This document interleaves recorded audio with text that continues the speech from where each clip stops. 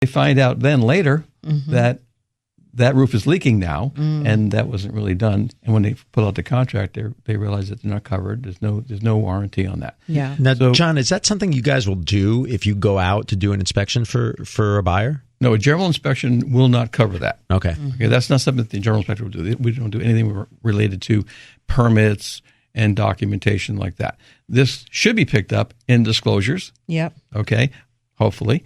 But oftentimes even the sellers don't know all of what's going on with their property. That's actually another problem. Right. Now, that's not the flip situation typically, but let's say a person's living in a home. They don't go crawling under the house to see that there's some crack in the foundation. They don't go crawling. That's for sure. They don't go crawling in the attic to find out that there's some issues up there or broken beam, whatever.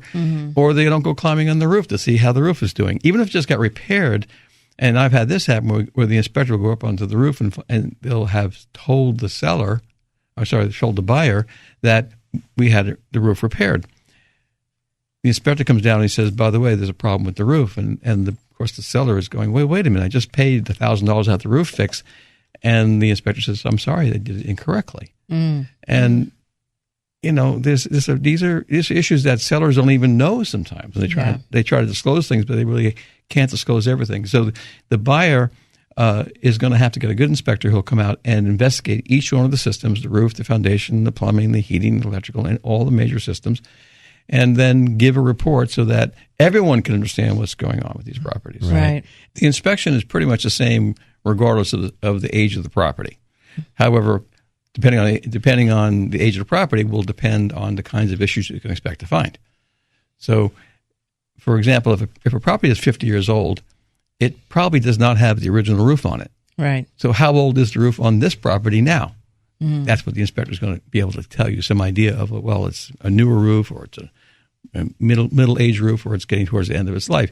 Those are the things that the inspector will be able to tell you because each system has its own life expectancy.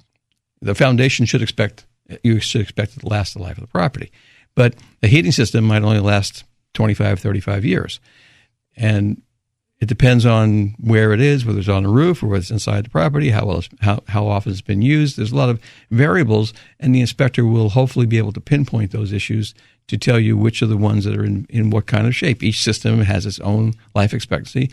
Each system has its own situation depending on how it was constructed and how it was maintained. Mm-hmm.